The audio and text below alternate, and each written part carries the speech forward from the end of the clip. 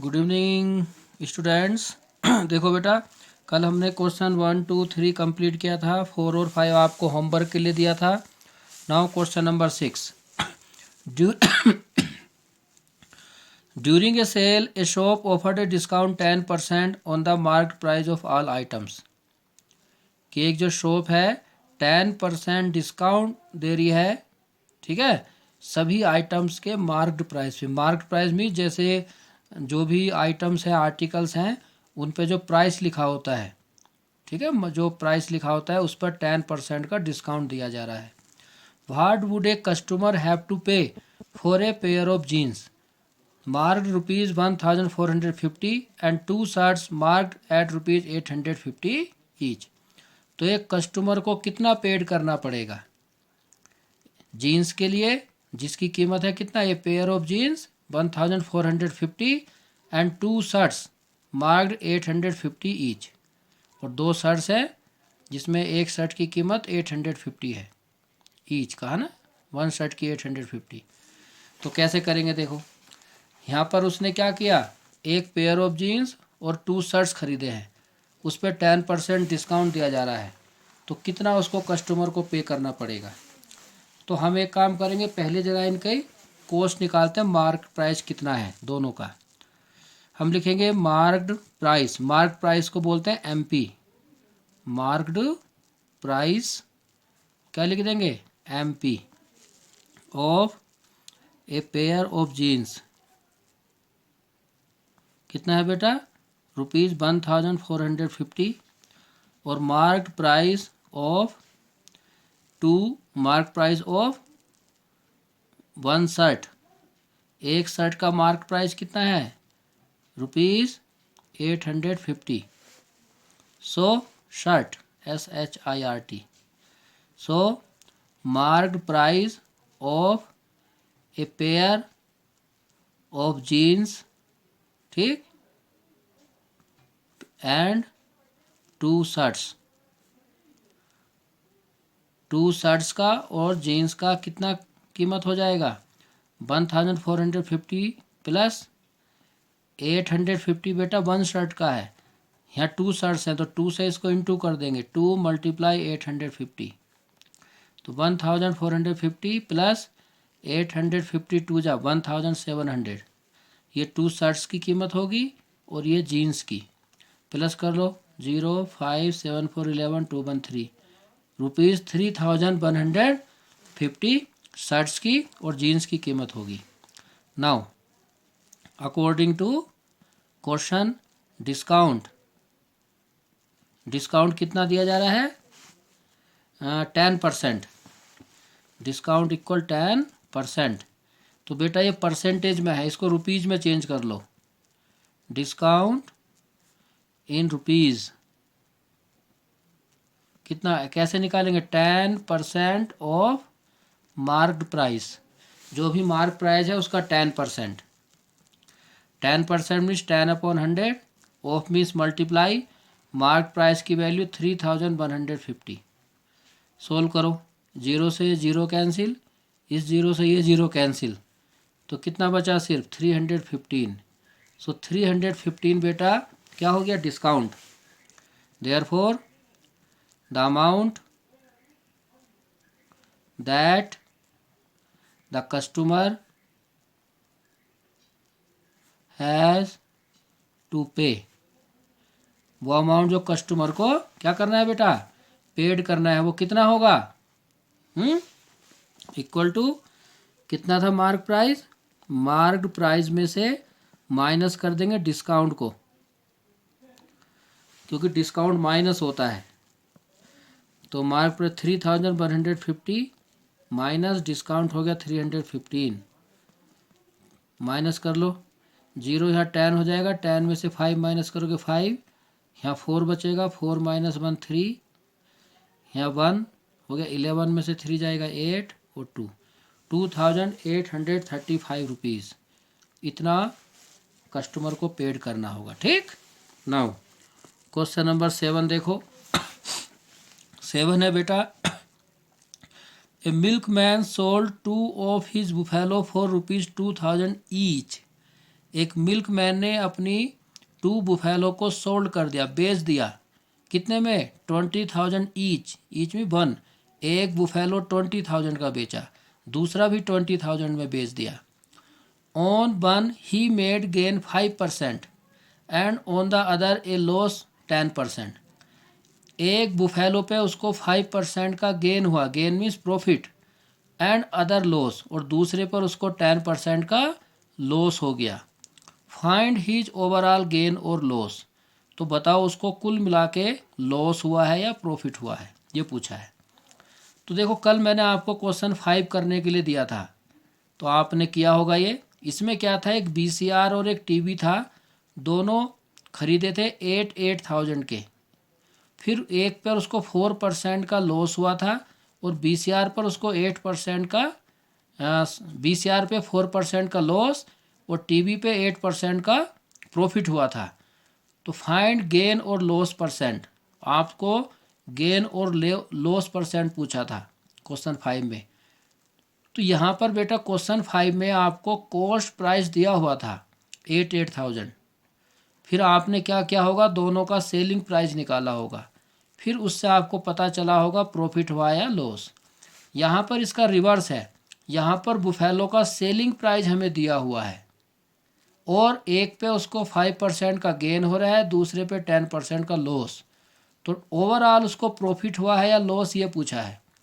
तो देखो 1 बुफेलो उसने 20 का सोल्ड किया, दूसरा भी 20 का, यानी कि दोनों उसने 40,000 रुपीज़ के सोल्ड किए हैं बुफेलो। तो अब हमें ये देखना पड़ेगा कि आखिर इसने ये बुफेलो खरीदे कितने के थे, तो उसको बोलते हैं कॉस्ट प्राइस। तो हमें इन दोनों बुफेलो का कॉस्ट प्राइस निकालना पड़ेगा। जो भी कॉस्ट प्राइस आएगा फिर हमें पता चलेगा कि उसको लॉस हुआ है या प्रॉफिट हुआ है। तो ज़रा कॉस्ट प्राइस निकालते हैं इन दोनों का, ठीक है। तो पहले फर्स्ट बुफेलो को लिए करते हैं।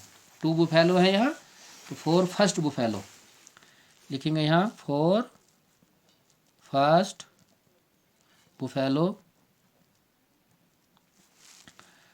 ठीक, फर्स्ट बुफेलो का सेलिंग प्राइस कितना है? सेलिंग प्राइस है 20,000 और फर्स्ट बुफेलो पे उसको क्या हुआ है, गेन हुआ है 5% का गेन। गेन मतलब प्रॉफिट, कितना? 5%। तो इसका कॉस्ट प्राइस निकालते हैं। Therefore CP, CP means cost price of first buffalo.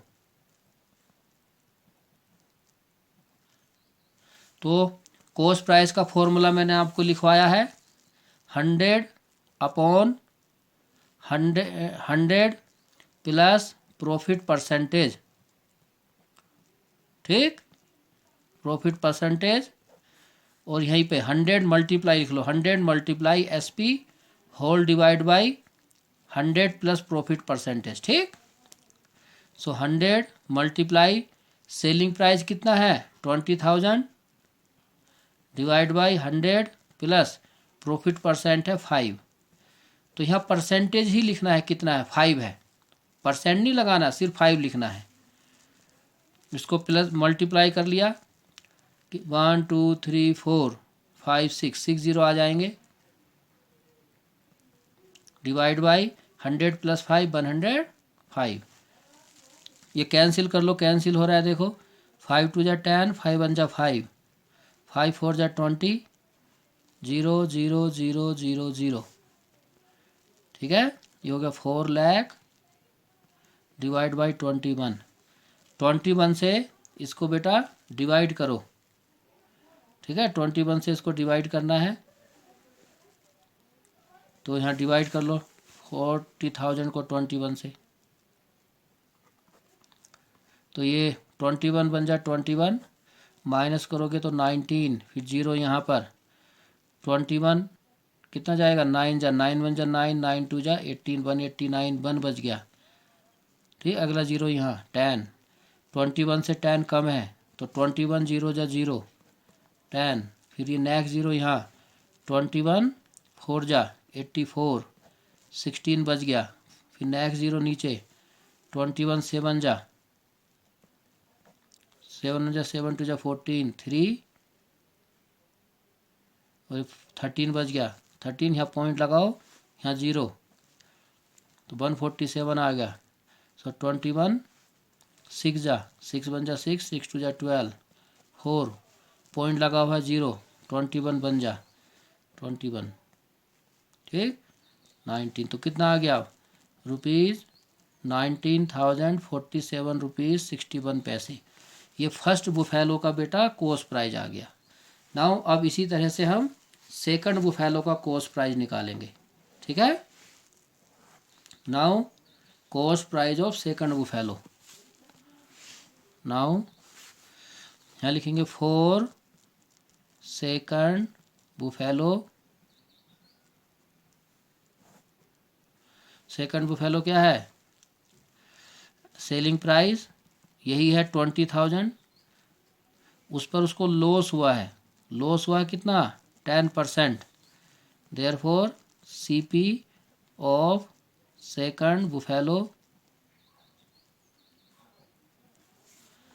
उसका फॉर्मूला होगा 100 multiply selling price divide by 100 minus loss percentage, loss वाले को माइनस करना होता है, ठीक। सो 100 माइनस सेलिंग प्राइस हो गया बेटा 20,000, 100 माइनस लॉस कितना 10%, तो 10 ही लिखेंगे, परसेंट, ठीक है, परसेंट नहीं लिखेंगे। 100 मल्टीप्लाई 20,000, 100 माइनस 10 90, ये 0 कैंसिल हो गया।